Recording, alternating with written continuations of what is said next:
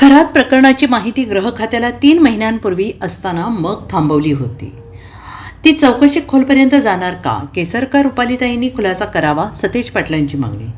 अशोक खरात प्रकरणाची माहिती गृह खात्याला 3 महिन्यांपूर्वीच होती. मग 3 महिने ही माहिती का थांबवली होती? कोण भेटलं यापेक्षा कोणाचे व्यावहारिक संबंध आहेत किंवा कोणाचे लागेबंदे आहेत याची चौकशी SIT मार्फत सुरू आहे. ती चौकशी खोलपर्यंत जाणार आहे का अशी विचारणा काँग्रेसचे विधान परिषदेतील गटनेते आमदार सतेज पाटील यांनी केली. ते आज कोल्हापुरात बोलत होते. सतेज पाटील यांनी म्हटले की खरात प्रकरण वेगळ्या पद्धतीने हाताळलं गेलं पाहिजे.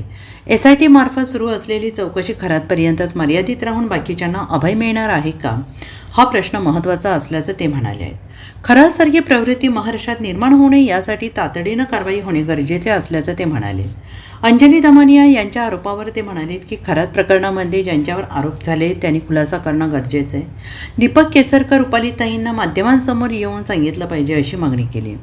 बँक खात्यात पैसे ट्रान्सफर केले आहेत तर ते आता कागदावर दिसू लागले आहेत. यापेक्षा आणखीन काही पुरावा पाहिजे अशी त्यांनी विचारणा केली आहे. नाही, मला वाटतं खरात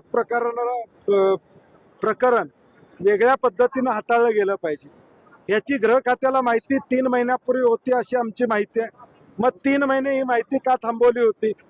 ती बरोबर अमक्या वेळीच ती माहिती का त्या ठिकाणी बाहेर आली, हा प्रश्न यातला महत्वाचा आहे. आणि म्हणून यामध्ये व्यवहार ज्यांचे आहेत, कोण भेटलं याच्यापेक्षा व्यवहारिक काही संबंध आहेत का किंवा कुठल्या पद्धतीनं त्यांचे लागेबांध आहेत याची चौकशी SIT मार्फत चालू आहे.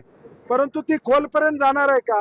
कारण की फक्त खरातांच्या पर्यंत राहून बाकीच्यांना अभय या ठिकाणी मिळणार आहे का, हा प्रश्न महत्वाचा आहे. आणि खरात सारखी प्रवृत्ती या महाराष्ट्रामध्ये निर्माण होता कामा नये यासाठी आत्ता कारवाई ही तातडीनं आणि लवकरात लवकर होणं महाराष्ट्रातल्या महिलांसाठी आणि महाराष्ट्रातल्या जनतेसाठी महत्वाचं. नाही, मला वाटतं जे आरोप होत आहेत ही माहिती वेगवेगळ्या माध्यमातून अंजली दमानियांच्या पर्यंतच कशी पोहोचते हा एक महत्वाचा प्रश्न. ठीक आहे, काय हरकत नाही, निदान ती पोचते आणि लोकांच्या पर्यंत येते. परंतु ज्यांच्यावर आरोप आहेत मला वाटतं त्यांनी खुलासा करणं अपेक्षित आहे.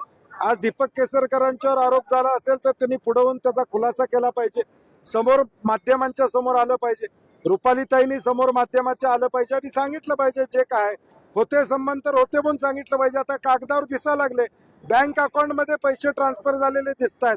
आता ह्याच्यापेक्षा आणि काय पुरावा पाहिजे? Bureau report SBN Marathi, Kolhapur.